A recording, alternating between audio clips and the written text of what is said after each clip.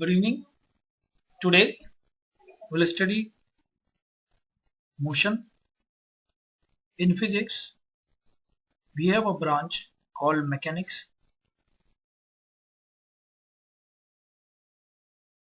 Mechanics is a branch of physics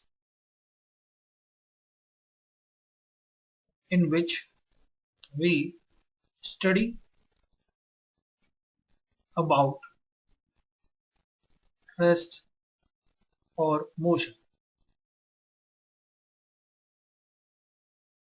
We divide mechanics further into three branches. The first one is statics, in which we deal about object being at rest. Second, we have kinematics, in which we deal about object in motion without considering the cause of motion. Third, we have dynamics, in which we study about object in motion with cause of motion. In mechanics, first we study about what is rest or what is motion. The rest and motion are not absolute terms, they are relative. When an object not changing its position with respect to surroundings in a passage of time, then the object said to be in motion. My apologies. Then the object said to be in rest. Then we have motion. When object changes its position with respect to surroundings in a passage of time, then the object said to be in motion.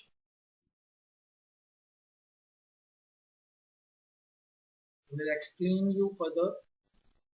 Let's say, for example, two students sitting in a class, they both are in rest with respect to each other. So they are in rest. But if an astronaut looking at them, or looking at that particular point on Earth, that particular point will denote that particular point with this yellow point, yellow dot.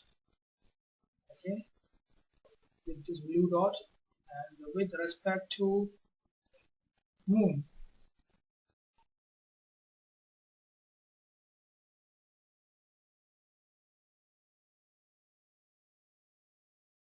with respect to moon, that particular point is moving because Earth is revolving around its own axis. So at this moment or this point of view, we can say that both students are in motion.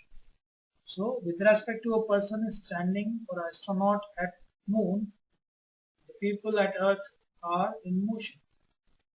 Okay, but with respect to each other, those people on Earth will be in rest. Another example, we can understand it better. Let's say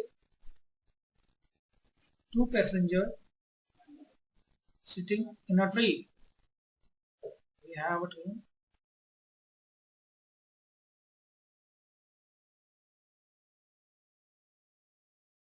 We have two passengers sitting over here. They both are in rest compared to each other. With respect to each other, they are in rest. But as the train is moving, okay, so if a person is standing at a platform, those two, the people with respect to the person standing outside the train, they are in motion. With respect to each other, they are in rest. But with respect to a person standing outside, they are in motion, because they are changing their position continuously. They are changing their position continuously. With respect to a person or a tree outside this frame,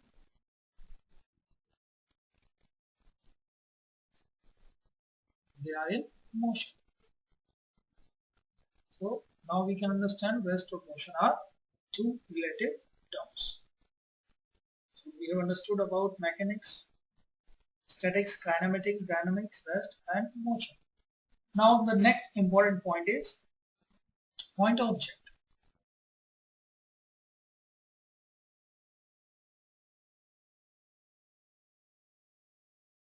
To understand a point object, we will take an example. Let's say a person riding on a bicycle. The length of the bicycle is 1 meter. Okay, the length of the bicycle is 1 meter.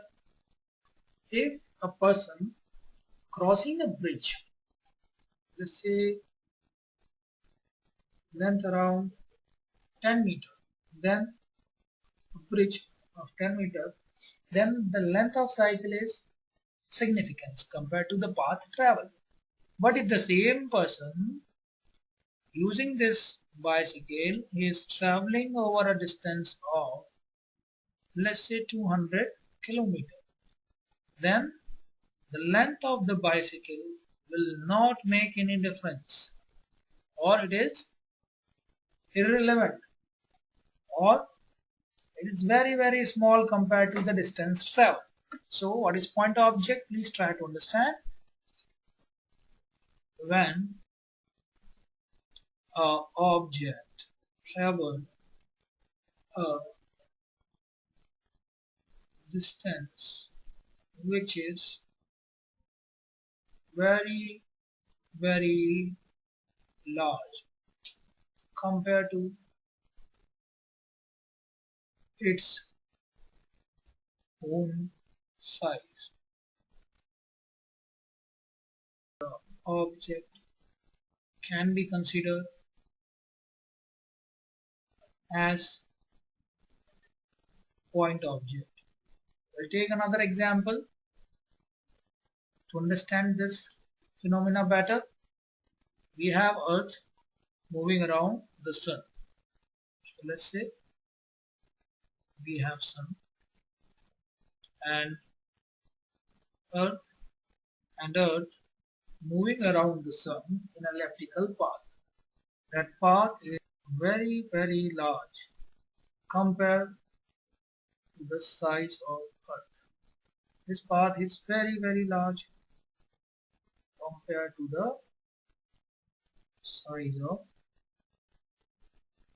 Earth. So even although the radius of Earth is 6,400 kilometers, we can consider the Earth as point object, or the path of motion around. So after point object, we have another important phenomena that is called frame of reference.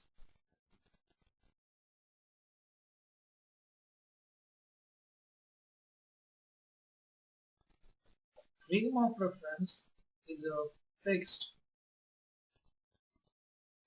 point or object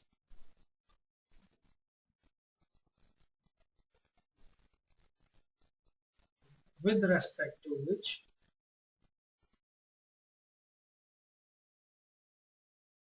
we study change in the position of an object, another object. Usually we consider frame of reference as a fixed point, and we take three mutually perpendicular orthogonal lines. We call them x, y, and z axis. These all three lines are mutually perpendicular and meet at a point called O, origin. In a frame of reference, we have three orthogonal lines making three different planes. The axis x, y, z meeting at a point called origin O, and three planes.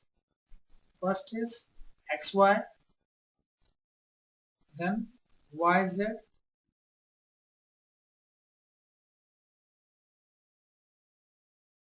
then zx.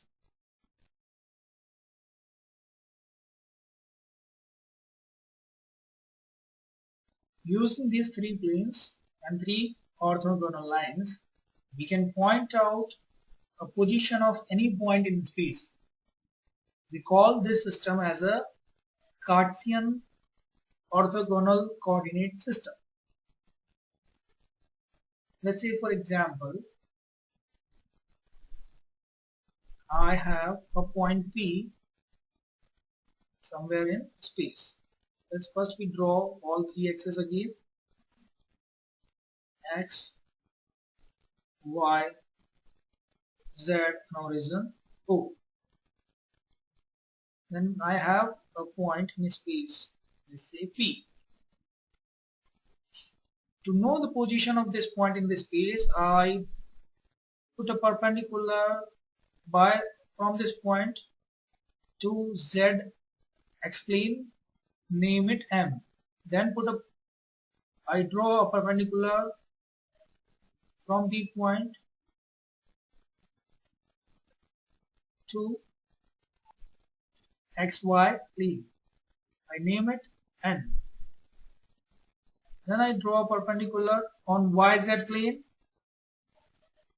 I named it Q.